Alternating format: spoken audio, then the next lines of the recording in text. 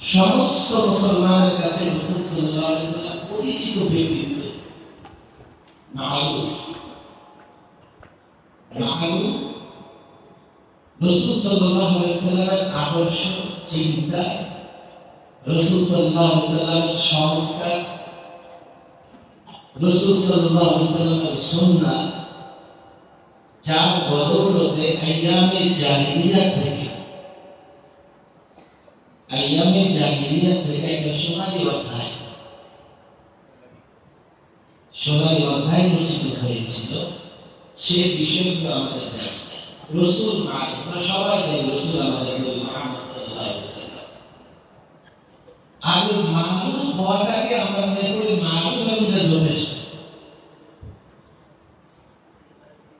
বেদান্তীদের আমরা সমালোচনা করি। বেদান্তীদের আজকে আমি আসার সময় দেখে আসছি, ডাক্তারের এদিকে 15-20টা কাল ওপেন থাকে বলে কিছু লোকজন মিছিল করে বলে যাচ্ছে, দেখে বোঝা যায় ওরা কি দেবে মানুষ। তাদের কাছে রাসূল মারুফ পরিচিত ব্যক্তিত্ব, কিংবা মহব্বতের দাবিও করে, কিন্তু রাসূলের আদর্শ তাদের কাছে মারুফ না। এই জন্য রাসূলুল্লাহ জীবনে অধ্যয়ন করা, চর্চা করা সকলের জন্য অত্যন্ত জরুরি। যদি রাসূল সাল্লাল্লাহু আলাইহি ওয়াসাল্লামের আদর্শ আমরা অধ্যয়ন করি, চর্চা করতে পারি, তাহলে সত্যিকার অর্থে বর্তমানে যে নব্য জাহিলিয়ত চলতেছে এবং যে জাহিলিয়ত অনেক ক্ষেত্রে সেই জাহিলিয়ত চেয়েও মারাত্মক এবং ভয়ঙ্কর ভয়াবহ, তুলনামূলক আলোচনা করতে গেলে তো দীর্ঘ সময় দরকার, আমি সেই দিকে যাব না। লাস্ট একটা কথা আমি বলে শেষ করবো আলোচনা। ছাত্র সমাজ একটা পরিবর্তন এসেছে বাংলাদেশে। এই জন্য আমি একটু মজা করে বলি যে বাংলাদেশে এখন তালেবান সরকার ক্ষমতায় আছে। তালেবান সরকার বাংলাদেশে আছে। তালেবানদের পক্ষে কথা বলার কারণে আমাকে একাধিকবার রিমাইন্ডার দেওয়া হয়েছে, আপনি তালেবানের পক্ষে কথা বলেন। আল্লাহ মুফতি আমিন রাহিমাহুল্লাহ জাতীয় সংসদে তালেবানদের নিয়ে কথা বলেছেন। তালেবান মানে ছাত্র। যেহেতু আফগানিস্তানের বিপ্লব অভ্যুত্থান ছাত্রদের দ্বারা হয়েছে, এরপরে সরকার গঠিত হওয়ার পরে আফগানের সরকারকে বলা হয় তালেবান সরকার। বাংলাদেশের অভ্যুত্থান ঘটিয়েছে ছাত্ররা। তাহলে আফগানের ভাষায় বলতে গেলে আমাকে বলতে হবে যে বাংলাদেশও এখন তালেবান সরকার গঠিত হয়েছে।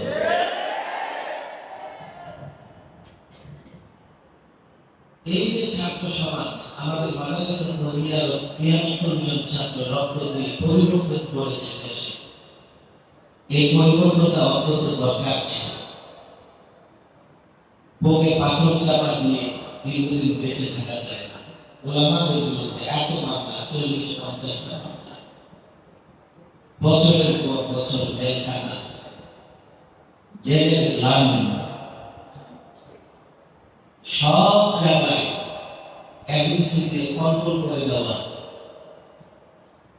আলেমদেরকে গোলামীর জিনিসে আবদ্ধ করবার জন্য এমন কোন ষড়যন্ত্র কায়দা ফেসিস্ট সরকার করে নাই।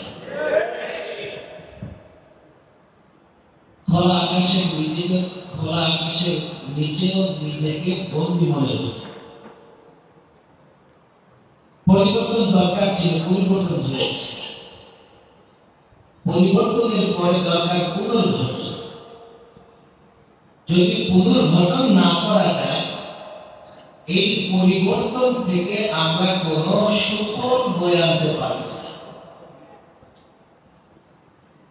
সাময়িক আমরা একটু শান্তি লাভ করবো বটে, চূড়ান্ত বিজয়ের পথে আমরা এগোতে পারবো না। এই পুনর্গঠন কিসের ভিত্তিতে হবে? এই পুনর্গঠনের ভিত্তি যদি এই বর্তমান যে অবকাঠামো আছে,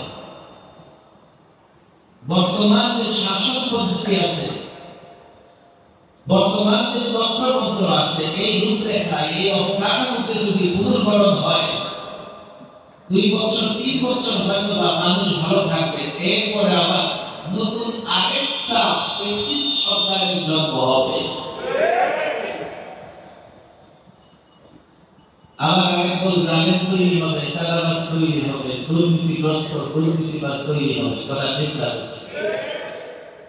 ওলামায়ে কেরাম এখানে আছেন, দায়িত্ব আপনাদের দিতে হবে। কি করে পুনর্গঠন করবে? পুনর্গঠন যদি করতে চান আর সেটা চূড়ান্ত সফলতা অর্জনের উদ্দেশ্য হয়ে থাকে, রাসূল সাল্লাল্লাহু আলাইহি ওয়াসাল্লাম আদর্শ নিয়ে আসে,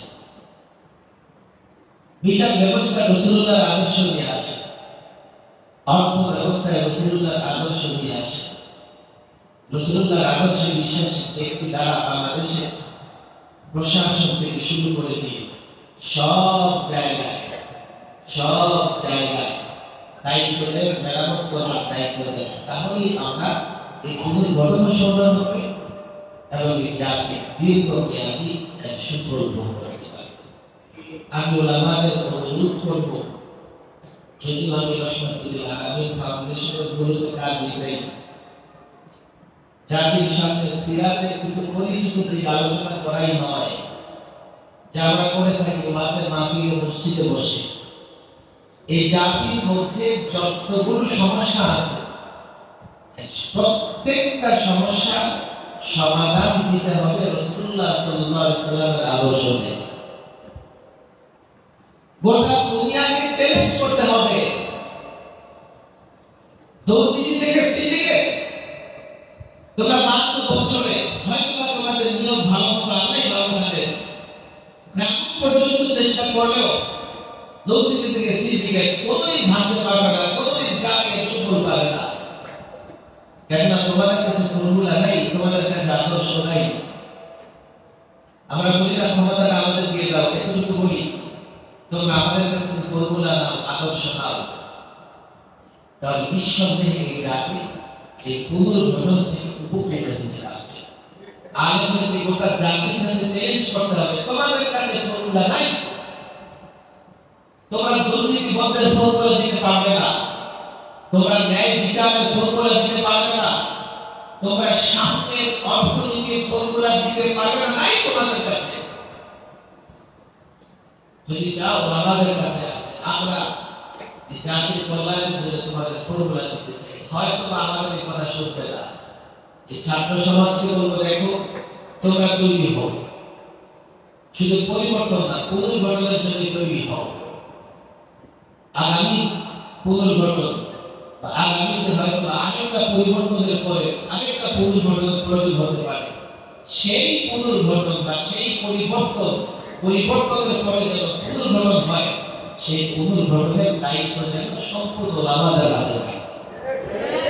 আল্লাহ মুফতি আমির রহমাতুল্লাহ ছাত্রদের স্বপ্ন দেখতেন,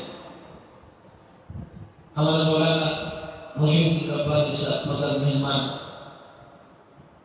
আল্লাহ মুফতি আমির রহমাতুল্লাহকে কি কারা স্টাডি করে জানি না, হুজুর সংগঠন না গণবিপ্লবের সংগঠন। অনেকে বলতেন কেমনে গণবিপ্লব করবে, সংগঠন নাই। আর ছাত্রদের বিশ্বাস করতেন যে ছাত্ররা বিক্রি হবে না। 90 আন্দোলনের কথা আমাদের অনেকের মনে নাই, কিন্তু এবার 24 আন্দোলন সম্পর্কে সবাই জানে। এখানে গণবিপ্লব হয়েছে এবং সেটা ছাত্রদের মাধ্যমে হয়েছে, এবং এই গণবিপ্লবে ছাত্ররা হাজারো কোটি টাকার সামনে বিক্রি হয় না।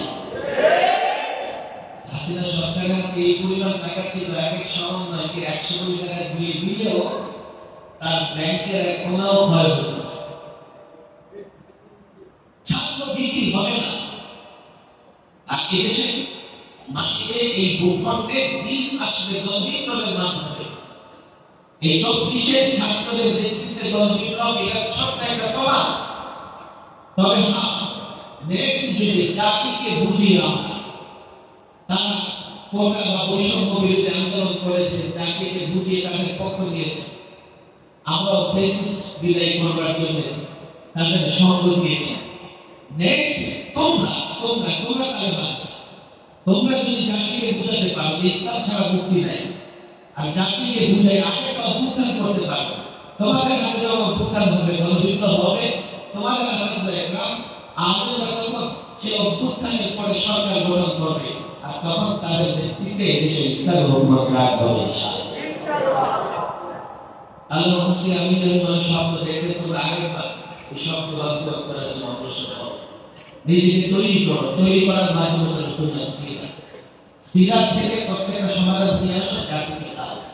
জাতি তোমার কিছু দৌড়াবে, জাতি বলবে 72 বছরে তো অনেক দেখেছি, বড় আশা নিয়ে পরিবর্তন হয়, পরিবর্তন হওয়ার দরকারও হয়, কিন্তু কিছুদিন পরে আবার যে সেই কেন হয়।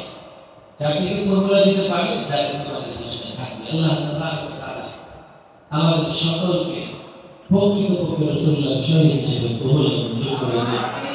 আমাদের কাছে আমার বিশেষ আবেদন, সিরাতকে যথাযথভাবে অধ্যয়ন করে সিরাত থেকে এই জাতির প্রত্যেকটা সমস্যার সমাধান দেওয়ার চেষ্টা করে।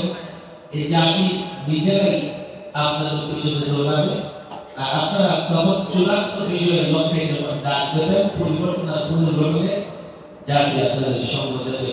আল্লাহ আমাদেরকে কাজের জন্য কবুল মঞ্জুর করে দিন। ওয়া মা তাওফীকি ইল্লা বিল্লাহ ওয়া মা আলাইনা ইল্লা